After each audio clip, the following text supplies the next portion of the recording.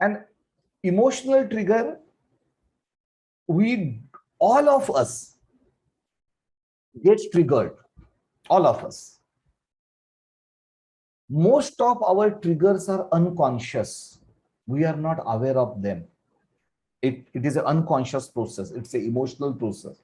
And in emotions management, understanding your triggers is one of the prerequisites of your emotional management. And in our earlier sessions, we have already seen that. So if we talk in a more scientific way, when we are in a middle of an emotional reaction, your emotional brain runs the show. So your limbic system is overpowering your conscious mind, your prefrontal cortex. So I'm talking about that particular situation. And in many cases, we are into that situation unconsciously. We are not aware, but we are into that particular situation. Your cognitive brain, which is responsible for, say, attention, impulse control, planning, is not playing active role when your emotional brain is active. So when you are triggered, it is your emotional brain which is active, right? And your cognitive brain, which is a decision maker or the thinker or the brain which does a analysis, right? So that is not active. So this is the importance of the trigger point. So the trigger point comes from your emotional brain, and they overrule your conscious mind or the conscious brain, right? So the emotional trigger can be caused by anything. Can be caused by memories, can be caused by your experiences or some kind of events, right? And they means the what is trigger? Trigger basically sparks an intentional reaction. You can be in any mood. For example, you can be in happy mood, but one particular trigger can change your mood from happiness to anger or sadness. So this is the trigger. So the trigger has the, say, capability to change your current mood, right? So this is the trigger. So there can be many common situations that can cause intense emotion or a trigger. When you get rejected, now it is not common for all. For the few people, few of the points will be applicable. For the few people, totally different points will be applicable, because the trigger is very personal to you, right? So the trigger is not a very generic thing that is, okay, these are the trigger points applicable to all. No. So maybe for me, out of this entire list, maybe one trigger will be applicable. For someone, more triggers will be applicable. For someone, another trigger which is not part of this list will be applicable, right? So trigger might cause from rejection, betrayal. I know few people who have a very strong belief of what is just and unjust, justice, right? So if they don't get a just treatment, it triggers them, right? When someone challenge your belief, you get triggered. Means few of the people get triggered. Helplessness, loss of control, means especially means if I talk about the disc, right? The people who belong from the D is dominating in their profile, right? They get triggered with loss of control. They get angry, they get frustrated, because they want to be always under control. They want to keep things under control. But when they face loss of control, they automatically get triggered. Being ignored, many people get triggered, especially the people who are, say, having behavioral pattern, right? Because they are looking for social recognition, and being ignored is opposite to social recognition. They get triggered. Disapproval, criticism, right? So the, especially if you are a C person, and if you are doing a very good work, but someone criticizes you for your work, right? You get triggered. Feeling unwanted or unneeded. S people who are, means I'm just giving one example. So means don't get bogged down by the DISC. I'm just giving one example. So if you don't know DISC, don't worry. You consider one type of people. So there is a type of people called as S. So they are looking for intense one-to-one connection, right? So if they feel, they get a feeling that they are not needed, right? They are not appreciated. They get triggered, right? Now, getting triggered doesn't necessarily mean you become aggressive or angry or all that. So getting triggered means you can go into any kind of different emotion. That can be depression, that can be anxiety, that can be sadness, that can be anger. Some triggers can cause happiness as well, right? Few people will get triggered with the unsecurity feeling, especially people who belong from the S quadrant, because they are always looking for security in their life. And if they feel that, okay, there is a unsecurity, they will get triggered. Loss of independence, especially for the people of D and I who want to be independent. If they feel that, okay, they are losing their independence, they get triggered. And once they get triggered, right, they act emotionally. And there is what the wisdom is all about. So depending upon your persona, depending upon your self-esteem, depending upon your self-concept, depending upon your self-awareness, depending upon your knowledge of your behavioral pattern, if you understand it, that is okay, I tend to get triggered by these aspects. Now, when these things will happen, what is going to happen? Although the emotions will come, your cognitive brain parallelly will start functioning. Why? Because already your brain knows that I get triggered by this, right? So that knowledge, that information, that awareness about yourself, right, helps you in managing that particular trigger, right? So these are just some examples.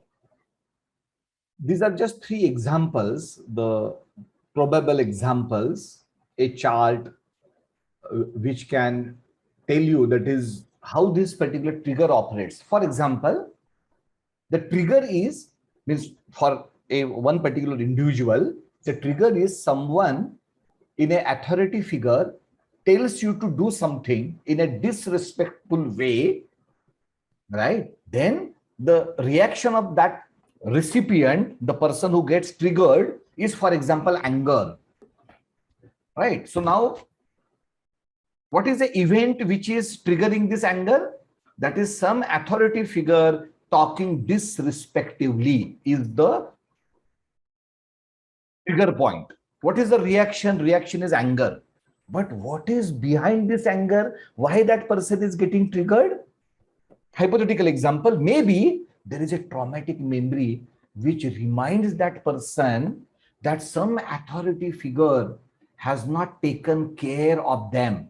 So he has some kind of wiring which is against the authority figures, especially in a professional life I'm talking about, right? So he has some kind of mindset against the dominating bosses, right? Because one dominating boss has basically not taken care of them, and he has this kind of, say, very anger suppressed inside his brain. So any authority figure now in his profession, now he has changed the company. So this particular thing has happened maybe 10 years before. Now he is growing in his career, but still that particular memory, traumatic memory is inside. Now any boss, right, talking disrespectively, now automatically this trigger is getting triggered.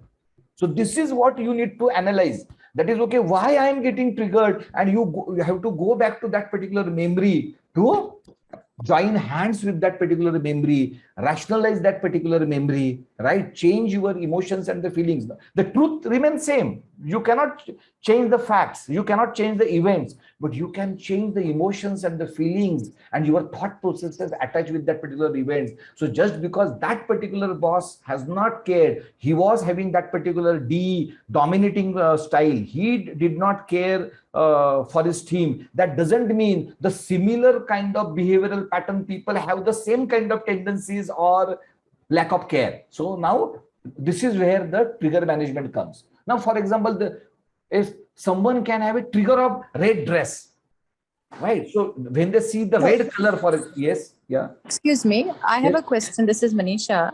Yeah, So yeah. my question really is that while this is a trigger when an authoritative figure is being disrespectful, uh, wouldn't people's self-esteem or self-image not really comply with this kind of person in whatever situation, whether I've had a trigger or not, or whether I've had certain experiences or not? But if somebody is being disrespectful or being impolite in when they are giving us some orders, would it not make anybody upset? Is there a Yeah, yeah, necessity of history? yes, yes, yes. So, why I'm this is an example. So, what is the purpose of the example? The purpose of the example is if you are getting hyper by, for example, there are means many people I know personally, means in my corporate life I have seen when the boss is shouting on them, they are not getting angry. I know many people. Actually, I know majority of the people don't get angry. Okay, they might get depressed, they might get anxious, they might get worried, they might get sad, but not angry. Now, here, what is the example? This is a hypothetical example. What is the example given?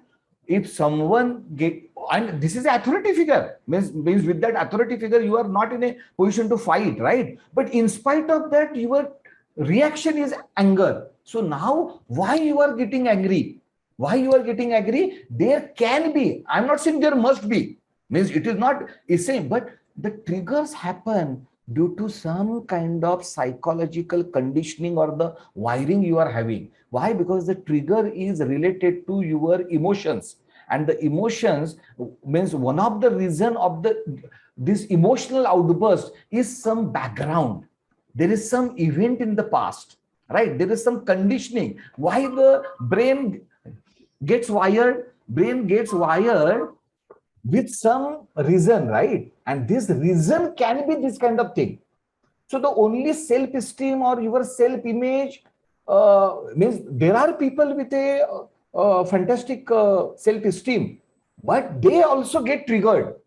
So one cannot say that if I have a high self-esteem means I will not get triggered. No, no, no. You also might have triggers. Is it essential to have triggers? No. Right? Means there can be some rare people who do not have any kind of triggers. But majority of us do have the triggers which are related to your say memories or the events what has happened to you, and in that majority of the triggers are related to your childhood, which you are not consciously aware of. So the something has happened with you in your childhood or in your adolescence for that matter, and of course in some cases in adulthood as well, but again I'm talking generically majority and the minority. So the minority of the times trigger gets formed by your adulthood experiences. Majority of the time your trigger gets formed by your childhood and adolescent experiences. Why? There is a logic. What is the psychological logic? Psychological logic is when you are a child or adolescent, you are not in a position to process it 100% cognitively. You are not in a process to have a, say, matured analysis of that particular event or emotion or the feeling. And because of that, the intensity increases because of non-cognitive appraisal, and that intensity remains in your memory, and that causes the trigger, right? So maybe a high self-esteem person may have the less amount of triggers, but is the triggers directly proportional with the esteem? Answer is no. Even high esteem people might have some triggers, and that is what emotional intelligence we are talking about. Even high esteem people should identify the root of these triggers. Is this particular purpose of the example, Manisha? So are you getting the sense of what I'm talking? Yes, yes, yes. Yeah.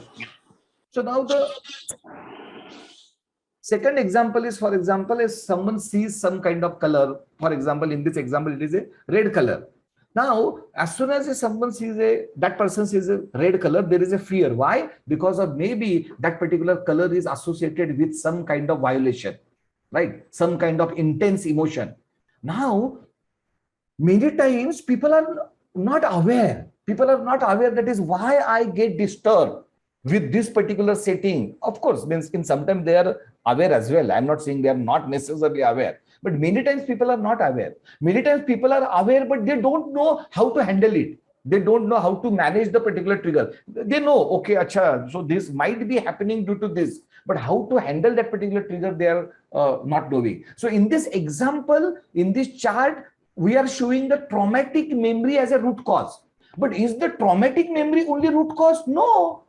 You have a very strong belief system. That belief system can be the root cause of the trigger, right? So there can be many root causes. Here I am just explaining you one say reason, one of the reasons of the triggers, which is a traumatic memory, right? For example, there can be a trigger, right, related to you driving, right? So there can be something which is some kind of accident or some kind of event happened in your life, and because of that now you are getting triggered with the thought of the driving or something like that. So you need to understand, see, the beauty of all this emotional management is you understanding it in the first, you knowing the trigger. If you know the trigger, 50% of the problem is solved. In balance 50%, then we will learn that is how you can manage the trigger. But knowing the trigger is the key. So one need to heal from the trigger, right? Because the trigger is really associated with some kind of negativity, some kind of trauma. Not necessarily, again, I'm saying a very strong belief system about some kind of religion or some kind of political views also can have the triggers, but I'm talking about in a generic sense. In majority of the time, the triggers are related to something which is not comfortable, something which is not that positive, right? So because of that, so you need to heal. So how you will heal from the trigger, how you will manage your trigger? So first you need to listen to your body and mind, right? When these particular things happen repetitively, because the trigger is the repetition, right? So in similar situations, you have the similar emotional reactions. So when you introspect, during the introspection, you can understand, okay, I was upset at that time. Okay, I was having this intense emotion. Why I was having that intense emotion? Okay, fine. Now, okay, so your analysis may not be accurate. Now you see, okay, in the similar situation, I again got the same reaction. But I think that intense reaction was not called for in this second instance. Now you compare, okay, this was a very strong instance. I have this intense emotion. This was comparative the lower intensity event. In spite of that, I had the similar intensity. Now you can realize, oh my God, that means this is a trigger. Now I am not only cognitively thinking about the situation, but there is something which is more than the situation which is causing my reaction, which is called as trigger. So you need to listen to your body and mind. And of course, you need to see the situation from the third perspective. So this is the foundation of emotional intelligence. You need to set apart from you and see it from the third perspective, like an observer. Okay, this is the situation. This is Hemant. Hemant has reacted like this. In another situation, Hemant has reacted like this. In both the situation, reaction was similar, but the intensity of the event was different. So that means there is a trigger. And now I am evaluating it from the third perspective. So apart from the tracing the roots, right, you need to communicate this particular trigger. Right. So you need to communicate with your accountability partner or your friend. That is okay. I seem to get triggered, right, due to this particular situation. Now, this basically create a support system. See, if we have a support system in our life for any of our improvement or the emotional management, it helps considerably. And the last point is, of course, CBT, right? So the cognitively appraising the situation, right? Means, okay, if this is the trigger, okay, so this is the situation, this was my emotional response. Was this emotional response justified with the intensity of situation ABC? Because the situation ABC intensity was different, but I seem to have the same kind of intense trigger or the emotional reaction, right? So then you challenge that. So ABCDE we have already learned. So you have to go into this cognitive behavioral appraisal, cognitive behavioral reframing, what we have already seen. That helps in managing the trigger. But again, the many time the cognitive is at a upper level, not at a root level. You have to really go to the root, trace the root. So this is the reason tracing the roots is the first level. And once you trace the root and once you make settlement with that particular root, then you can go for the CBT, is what this healing or the management of the trigger is all about.